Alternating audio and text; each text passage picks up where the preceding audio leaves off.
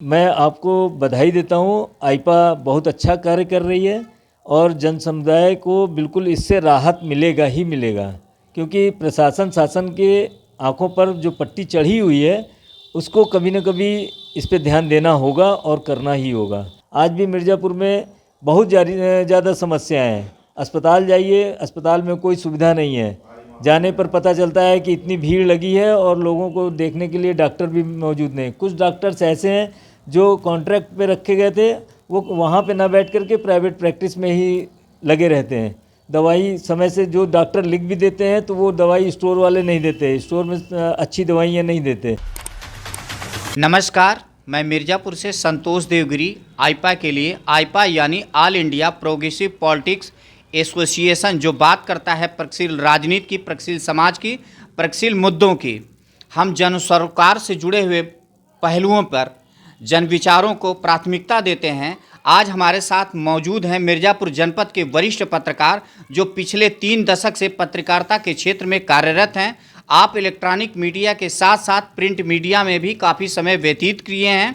दैनिक राष्ट्रीय सहारा से जुड़कर आपने नक्सल प्रभावित क्षेत्र मिर्ज़ापुर जनपद, जो मौजूदा समय में नक्सलवाद से मुक्त हो चुका है, लेकिन आप मिर्ज़ापुर जनपद की उन गंभीर समस्याओं को काफ़ी करीब से देखे हैं जब इलेक्ट्रॉनिक मीडिया का उतना विस्तार नहीं था, स्वरूप नहीं था। आप तब से पत्रकारिता के क्षेत्र में कार्यरत हैं, खास करके प्रिंट मीडिया और इलेक्ट्रॉनिक मीडिया में।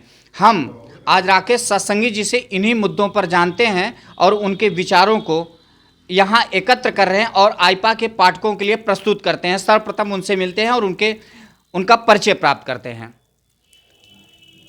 धन्यवाद गिरीश जी। आईपा ने आज मुझको ऐसा मंच दिया है, इसके लिए मैं आपका आभारी हूँ, आईपा का आभारी हूँ। विधानसभा चुनाव का आगाज हो चुका है।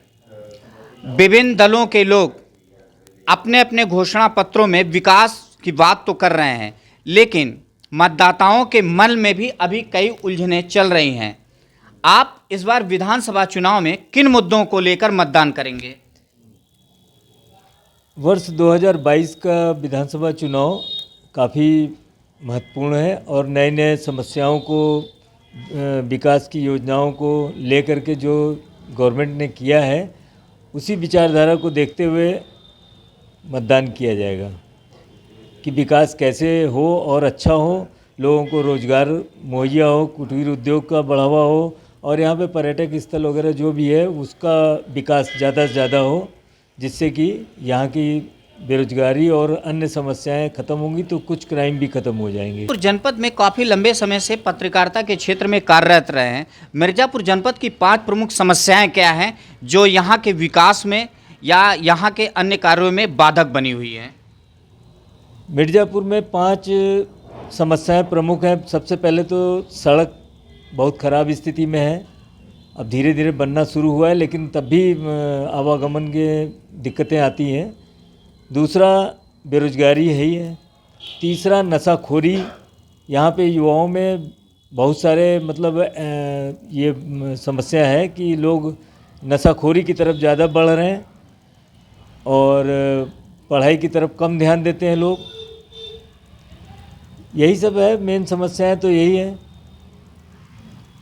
क्या यहाँ के जनप्रतिनिधि जो हैं अपने एजेंडे में, अपने उन मुद्दों में नशाखोरी को वरीयता दिए हैं कि नशाखोरी को समाप्त किया जाएगा इस धार्मिक ऐतिहासिक नगरी से?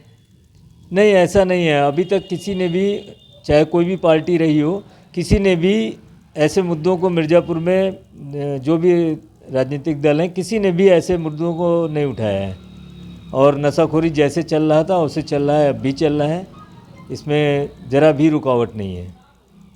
मिर्ज़ापुर जनपद धर्म आध्यात्म की नगरी होने के साथ साथ पर्यटन के क्षेत्र से भी भरा पड़ा हुआ है। यहाँ पर्यटन की असीम संभावनाएं हैं। यदि इनको विकसित कर दिया जाए तो काफ़ी क्षेत्र का विकास हो सकता है, लेकिन क्या इसके विकास के लिए जनप्रतिनिधि जो वादे करते हैं उससे आप संतुष्ट हैं? नहीं, संतुष्टि तो नहीं है, क्योंकि यहाँ पे पर्यटन के लिए बहुत सारे माध्यम हैं, जैसे नेचुरल फॉल्स वगैरह हैं, बिंडम फॉल, टांडा फॉल, ये सब जितना है, माँ विंध्यवासिनी का महत्वपूर्ण धाम है, वहाँ पे थोड़ा बहुत काम हुआ है, लेकिन सड़कों के जंजाल को बिल्कुल सही करना होगा और आवागमन सुरक्षित करना होगा। लोग आएँ बिना भय के आएँ, रात दिन जब भी आएँ, ये सब चीज़ें बहुत महत्वपूर्ण हैं, तभी कुछ यहाँ का विकास हो सकता है। आपकी नज़र में सरकार कैसी होनी चाहिए, किस प्रकार की सरकार का गठन होना चाहिए और किस दल को आप वरीयता के क्रम में लेते हैं? सरकार को हम तो वही सरकार चाहते हैं कि जो विकास के लिए हमेशा दिन रात सोचे, यहाँ के पर्यटन उद्योग के लिए सोचे। ट्रेनों का आवागमन यहाँ से लखनऊ के लिए डायरेक्ट कोई ट्रेन नहीं है, एक त्रिवेणी है, वो भी बिना समय के चलती है, कब चलती है, कब आती है, कब जाती है, कुछ पता नहीं। कुछ नई ट्रेनें चलें तमाम जगहों के लिए, आगरा के लिए ट्रेन नहीं है, लखनऊ के लिए ट्रेन नहीं है, तो इससे बहुत प्रभावित होता है। आवागमन का साधन कुछ भी नहीं, किसी नेताओं ने ध्यान नहीं दिया। कहते तो बहुत हैं कि फ़लाँ ट्रेन को रुकवाएंगे ये वो, लेकिन किसी ने आज तक कुछ किया नहीं।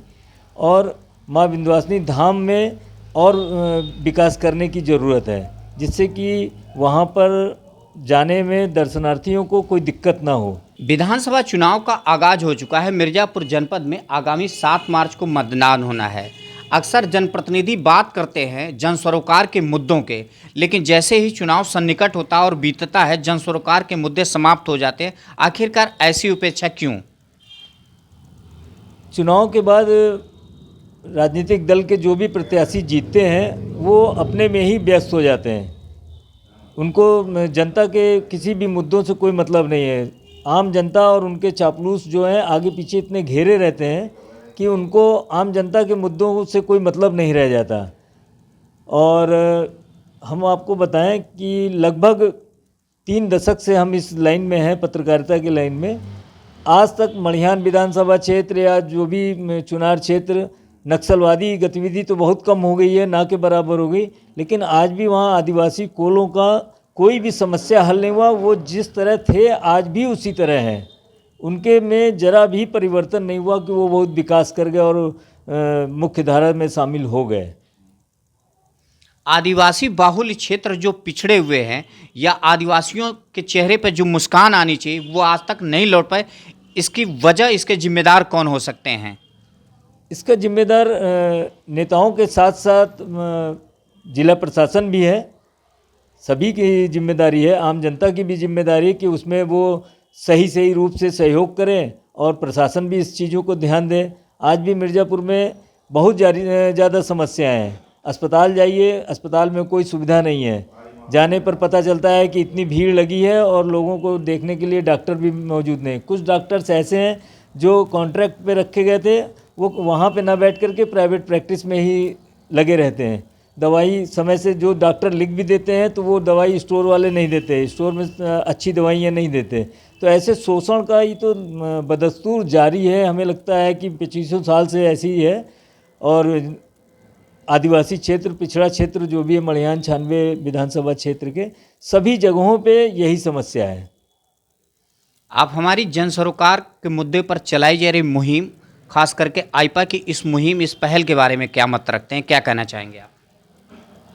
गिरी जी, मैं आपको बधाई देता हूँ। आईपा बहुत अच्छा कार्य कर रही है और जन समुदाय को बिल्कुल इससे राहत मिलेगा ही मिलेगा, क्योंकि प्रशासन शासन के आंखों पर जो पट्टी चढ़ी हुई है उसको कभी न कभी इस पे ध्यान देना होगा और करना ही होगा।